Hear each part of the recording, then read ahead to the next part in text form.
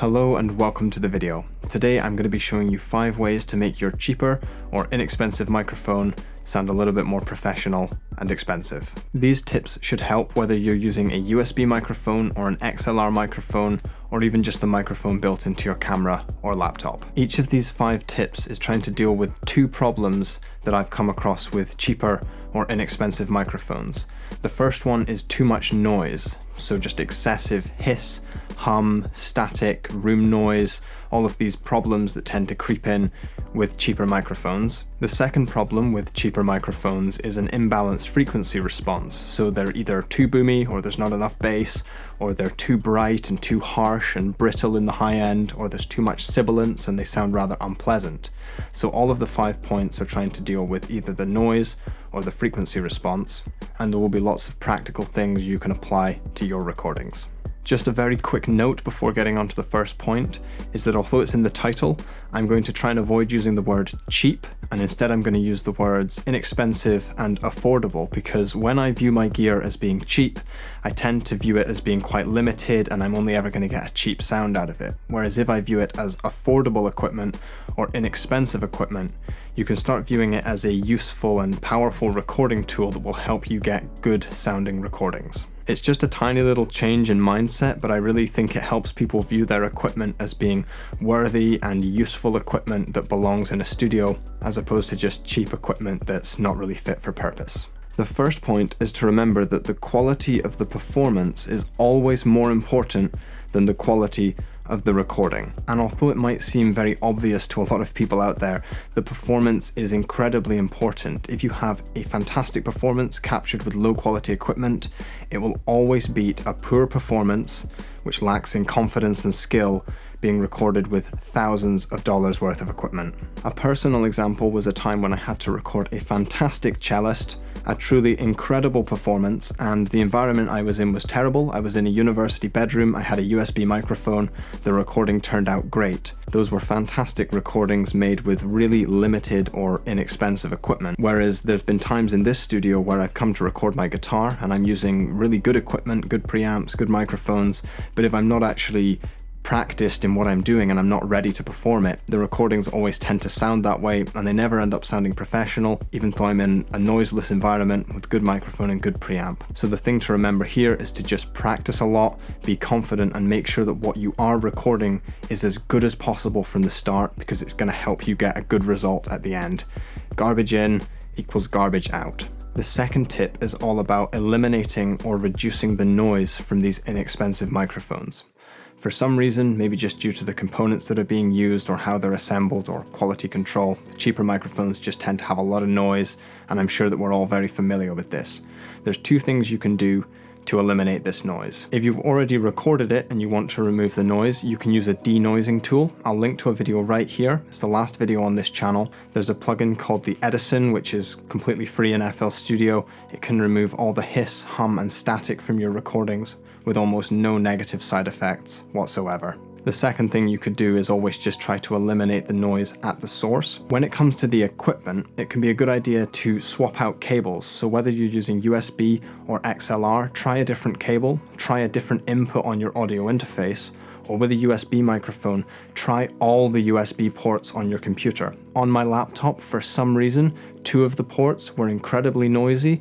They had a lot of hum and static for some reason, and the other one on the other side of the laptop was fine. I don't know why, might have had something to do with the power supply, the battery, the motherboard, who knows, but for some reason, some of the ports sounded a lot clearer than others, and sometimes this is true with inexpensive interfaces as well. If you only ever use one microphone and you have 2 inputs, maybe you've only ever tried input 1. Potentially try input 2 and just see whether it's a little bit cleaner. That covers the noises that you can't really change, sort of like the electronic noises, the mic's internal hiss, or electronic noise floor. But when it comes to your room noise, you actually have a lot more control than you probably think. So firstly, the microphones you're recording with are probably a condenser microphone, whether they're USB or XLR. And obviously this has a front and a back. and the back is incredibly good at rejecting noise. So in your room, if you have an area of the room that's particularly noisy, potentially there's an air conditioning unit, a heater, your computer's there, turn the back of the microphone towards that stuff and it will reject almost all of that noise. There's been times that I've recorded next to a busy street and the window's right there and you're getting all the rumbling and the traffic noise. Turn the back of the microphone towards that and you might be surprised by just how much it doesn't pick up from behind. The next few tips are to do with the frequency response of your microphone, starting with the microphone position. Sometimes you can see professionals in really nice studios with really good equipment and you can see them just recording and capturing amazing recordings, and you can think that it's just down to maybe a good guitarist, good microphone, but there's also an enormous amount of skill from the engineer or producer's part in positioning that microphone in the right place. Generally, more expensive microphones tend to be a little bit more predictable and quite a lot more balanced, so you have sort of a wider range of areas that sound good.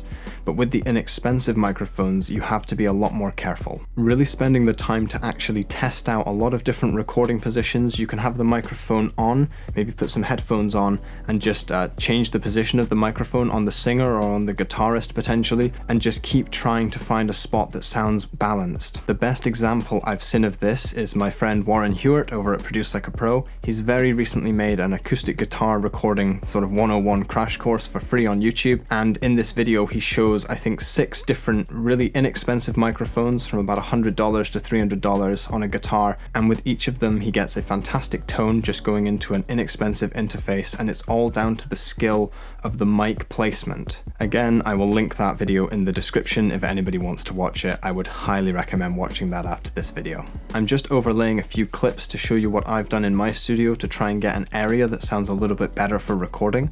I have an acoustic panel here, a bass trap, and then I also have this curtain that I pull over that makes this corner sound particularly balanced for recording. Before I had the panels and the curtains in my other room, I would pretty much just put a mattress against the wall and I'd pin a blanket to the other wall, just trying to do anything to make at least one area of the room sound really nice for recording. The idea isn't to make it completely dead, it's just to minimize a few of the reflections that would get in the way of the recording. The fourth tip is using plugins to try and control the frequency response. So once we've done as much as we can with the microphone position, let's use our plugins to help us. And the main ones that I'm going to be focusing on are EQ and De Essing. EQ can really help save some recordings done on inexpensive equipment.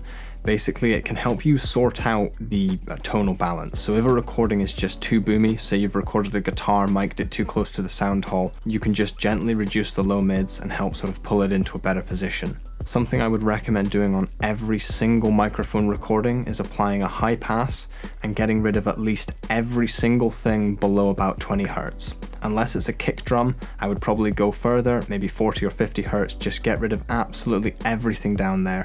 You don't need that low rumble and low noise getting in the way. If it's a voiceover, for instance, like I'm doing right now, I would probably remove absolutely everything below about 80 or 90 Hertz, because there's nothing down there that's being captured in this room that's going to help that recording. With EQ, it's important to be careful with the high end. Often in videos that you can see where pro producers or mixing engineers are using SSL consoles and they're boosting the high end, this is often great when you're using really good equipment, fantastic recorded sources, and you're using fantastic EQ. But sometimes with a stock EQ and an inexpensive mic, if you just boost the top end too much, sometimes it can just pull out a lot of brittle, harsh, and hissy frequencies.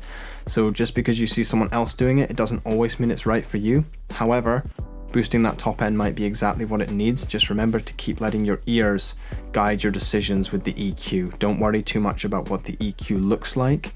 Just keep listening to it and trying to get a sense for the balance.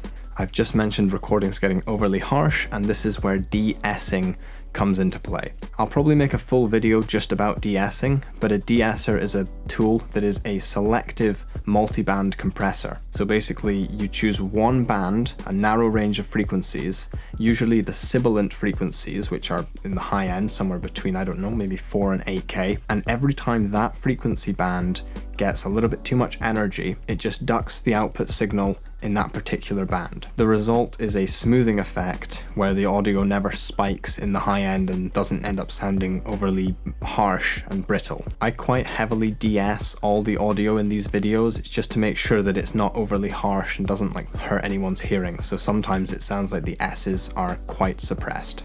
The fifth and final point is to make sure that your microphone is supported by other good equipment. Try to use nice shielded cables if you can. I have some links in the description down below to the equipment I use. Basically, you want to make sure that at every point after the microphone, the signal is being looked after. So using a nice cable that's shielded, that doesn't buzz or drop out, and then it can be a good idea to make sure that this signal is going into a nice interface, and that doesn't mean expensive. One of my favorite interfaces is the Audient ID4 because the preamp and the DI on that are exceptionally silent, even though it's a relatively inexpensive interface compared to the other offerings. I'm not going to put down any brands, but I've had more expensive interfaces from other companies that ended up being a lot more noisy than the relatively inexpensive Audient interface. A lot of the time when people think it's their microphone causing the buzzing or the hiss or the hum, often it's just another part of the signal flow, the cable, power supply getting in the way, or their interface letting them down. Another thing to note just there when it comes to the cables and the interface, be careful with your laptop and your smartphone getting too close to your cables or your interface. When I have Wi-Fi on my phone and I leave it next to the cable or just the input of the interface, there's an awful lot of buzz and static and hum that gets introduced to the recording, so I tend to just turn my phone off whenever I'm recording or getting into mixing. It's good because it means that I'm not getting distracted by it anyway, but it also helps the signal.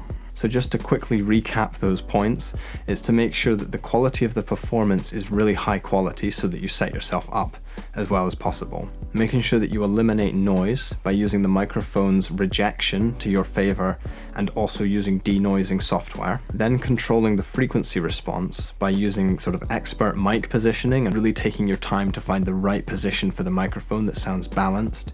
Then using EQ and De Essing to further shape the tonal balance and make it sound really nice. And then finally just checking all your other equipment, your cable, your interface, your power supply, making sure that it's supporting your signal as opposed to degrading it. And if anyone wants to know my recommendations for inexpensive or affordable recording gear, it's all linked in the description down below. Thank you very much for watching. I hope you enjoyed the video. I hope it's been helpful, and I hope to see you in the next video too. Bye for now.